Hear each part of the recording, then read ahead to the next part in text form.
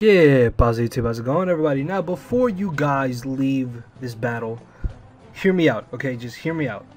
This battle was actually really good, and I am not joking, guys. This battle is probably one of the best battles I've had this whole generation, and probably makes my top 10 that I've ever had in general. This battle was actually really good, so I would really appreciate if you guys would actually stick around for this battle, because it is definitely worth it. So please stick around for the whole thing, for the few of you who do watch this, because I think this is definitely going to go over like 10 minutes, just because it was a pretty lengthy game, but I just cannot stress how good of a game this was, and I want to go in detail and good in depth about this battle. So please stick around for it, guys. You're definitely going to enjoy it.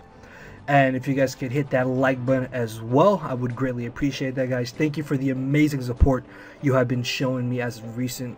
You guys definitely are motivating me more and more to want to upload. So if you do enjoy this, then make sure to hit that like button, guys. Much like always, let's try to get 300 likes. And if we do so, that'll be, I say it every time, but I mean it. That'll actually be really awesome and amazing. Now, for those of you who are wondering, no, I am not Hacks Ruins Pokemon. For those of you who are active in the NU room, you will know the Hacks Ruins Pokemon is very active in the NU room. And I believe he's like number 41 on the NU ladder at the time that this is being narrated. I am yeah,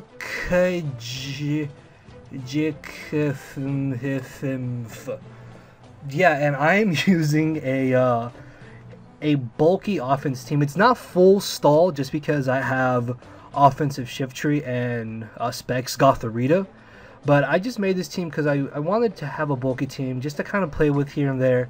Nothing to really record with until I had this amazing battle. This battle took place in the second round of the NU tournament that was going on.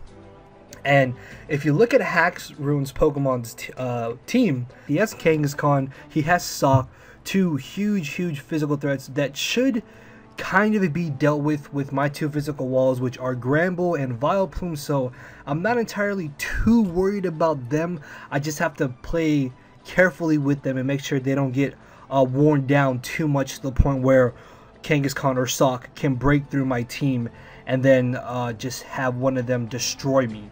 Next off, we have Pyroar, which I have specially defensive Seismitoad and specially defensive Audino for, and between the two of them, I'm literally not worried about Pyroar whatsoever. And Rotom also fits in the same category. Literally, Rotom, it can do nothing to Seismitoad, and if it wants to trick, then I have Gothorita to take the trick, or I even have Shift Tree that will appreciate a Choice Scarf if he is Scarfed. And then he has Liepard. I honestly have no idea what kind of set his Liepard could be, so I'm not worried about that. And I kind of skipped over Uxie, but Uxie is just Uxie. I can just wear it down with Toxic. I have Scald, I can burn it, I can knock it off. It's just, Uxie is Uxie. The only threats I saw going into this battle were Kangaskhan and Sock. And I'm going to say right now, guys, I honestly make a lot of really bad misplays in this game. That is because this game was taken at like 1:30 a.m. so I was kind of half asleep. That's not an excuse, that is the honest truth. But trust me, this was, oh, I'm so excited. I'm so excited to narrate this. I don't want to be too loud because it's like 2:30 in the morning and just, let's get this started. We're going to get this started. Alright, going to click the play button now. As I said, I am on the other side. So I'm going to be leading off on my Audino, as he's going to be leading off with his Uxie. Now, right off the bat, I'm actually going to predict him to want to go for the Stealth Rocks. I'm going to go straight for the Toxic. I know that Uxie could possibly carry Heal Bell, but I'm expecting him not to want to go for it second turn of the game, so I go for the Protect just to get off a little bit of extra damage, as he's going to go for the U-turn. So I've seen that he has Thunder Wave, Stealth Rocks, and U-turn, which means his last move is most likely going to be Psychic. So expecting him to actually go for the U-turn or hard switch out into a Liepard to possibly encore me into a Wish. I'm actually going to go for the Double Edge as I catch the Liepard. I then go for the Toxic, predicting him to bring in the Rotom, predicting me to go for another Double Edge, and I am just predicting him like crazy very early in this battle. So I make a really bad play and I go for the Protect. Then again, there is logic behind it because he could have had Trick, and then I could have scouted out to see if he did want to go for Trick. So I guess it wasn't too bad of a play, but here I make bad play number one, and I hard switch into Vileplume. Now, after thinking about it, the fact that I did hard switch directly into Vileplume and not go straight for the protect is actually kind of good, because I prevent him from wanting to freely double switch into Pyro on my predicted Vileplume switch in. So I guess it wasn't too bad, but still, looking back at it, I should have definitely just gone for the protect, because I would have been able to stall out close combats and made sure that the Sock did not to make sure that the Sock would not be as big of a threat as he is now. So I switch right into my Vileplume and he gets 40% of damage. Now, I'm going to say this right now. Throughout this whole game, he gets near max damage with all his close combats, and I never get Effect Spore on him. But you're going to see that I more than pay him back for that. So I go for the Sludge Bomb, I'm actually predicting him to switch out. Then this turn I predict him to want to go for the U-turn and not go for the Psychic or Psyshock or Zen Headbutt. And I'm actually going to go for the Moonlight. I really wanted to go for Sludge Bomb, I'm actually predicting Pyro, but I knew that I had to keep Vileplume at as much HP as possible. As this turn I switch into my Audino, and he turns out to have the Overheat, which I was not expecting whatsoever. So I'm actually a little bit terrified here, and I hard switch out into my Seismitoad, not thinking, oh hey, I can just go for protect, right? No, I hard switch right into Seismitoad, another dumb play on my part, and I'm gonna be forced to blindly switch into my Gramble. Luckily for me though, he does not go for the Poison Jab, and I'm able to take the close combat, not as well as I hoped I would, but still able to take it nonetheless. And now I know the switch into the Pyro is a little bit too obvious, so what I'm gonna do is actually switch into my Audino, but he actually ends up bringing in the Uxie. I guess maybe thinking I would predict him to want to bring in Pyro, which isn't too bad of a play, as I'm gonna be able to stay in and go for the protect. Again, just another very dumb play, because Uxie could have done literally nothing to me. If anything, I should have gone for the Wish. This way I would have been brought up to full HP. Then again, I have Regenerator, so it doesn't really matter. Or I could have switched right into my Vileplume on this Sock, then got the Wish, and not have had to worry about anything. As I protect, I then switch into my Vileplume. He gets off literally max damage, which is 41%. And I'm going to be forced to, again, most likely go for the Moonlight, just because I do want to keep Vileplume at as much HP as possible so I can have it to deal with Kangaskhan and Sock. So I'm going to switch out into my Seismitoad, actually predicting him to want to go for the Psychic, Zen Headbutt, or Psyshock, depending on whatever he had. And now I can take this free opportunity to go for the knockoff or go for the Stealth Rocks, seeing as Uxie is most likely going to go for the U-turn because he can really do nothing to me. And I go for the Scald. As he U-turns into the Sock, I get a crit burn. Now, I honestly had no reason to not Scald. If you look at his team, Scald hits it for neutral damage, and I can burn just about anything that's not already statused.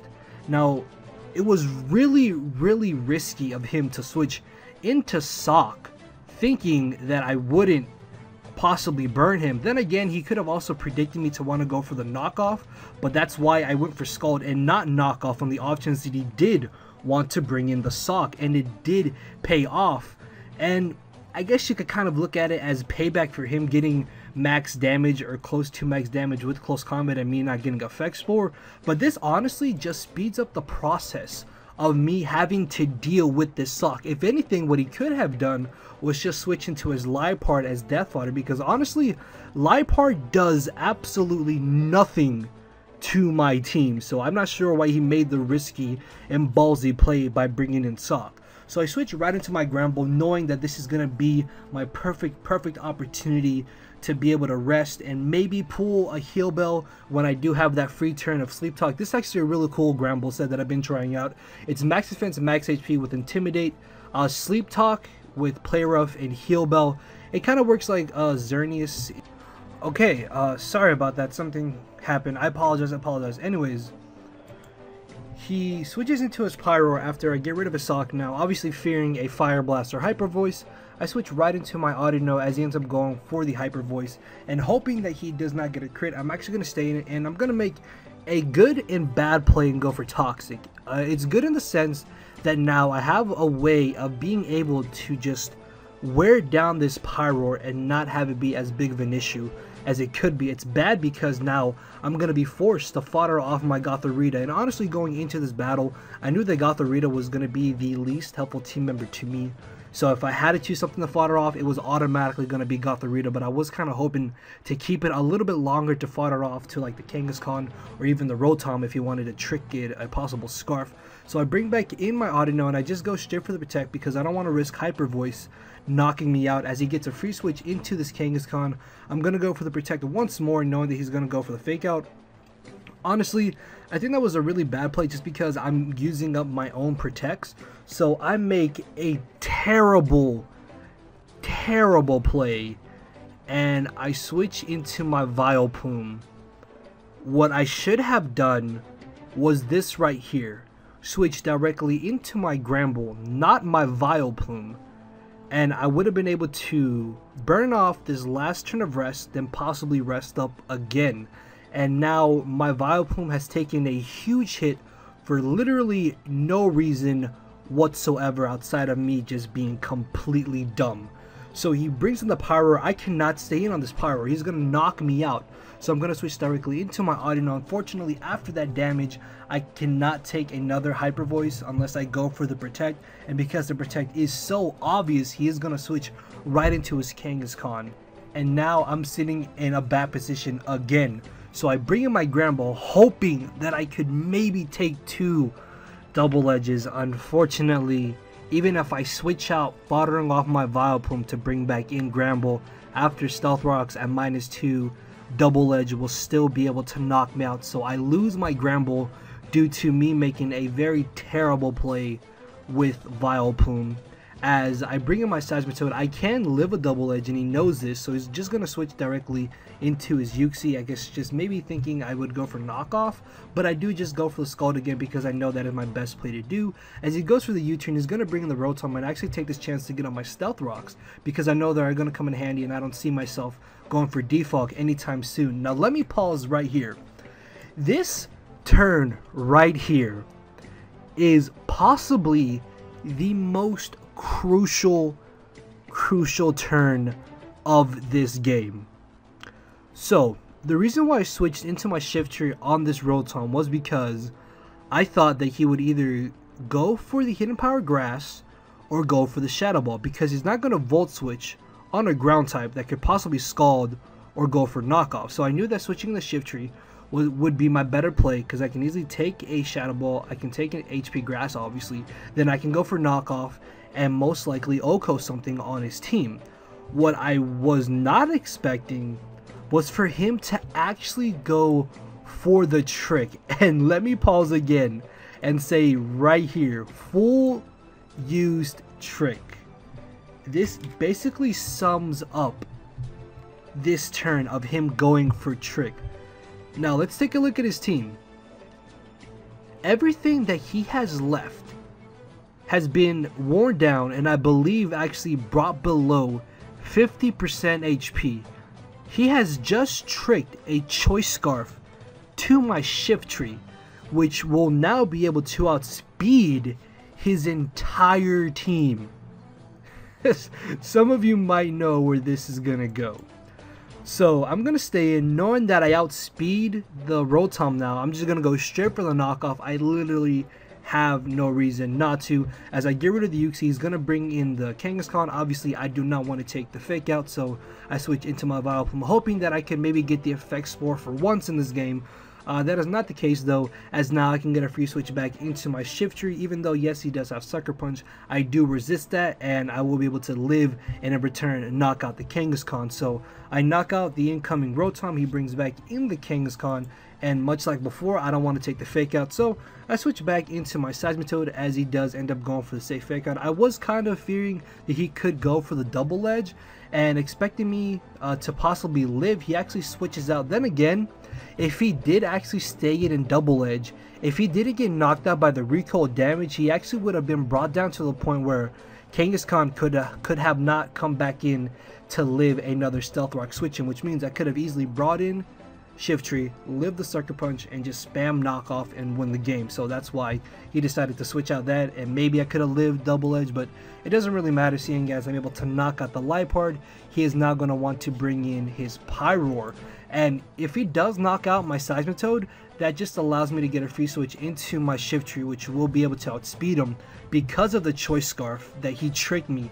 And I'm actually able to live the Hyper Voice as he brings in his last Pokemon, which is this Kangaskhan. I can then bring in Shift Tree, and I'm going to be a little troll, and I'm going to go for the Sucker Punch, and that is going to be the very narrow 2-0 victory in my favor. And I just got to say, wow, that game was awesome. I hope he thought it was a good game too, but I really made some terrible plays throughout this game, and I could have definitely played it better. If I had been really paying attention, I could have played it a lot better and not have made it as close as it was.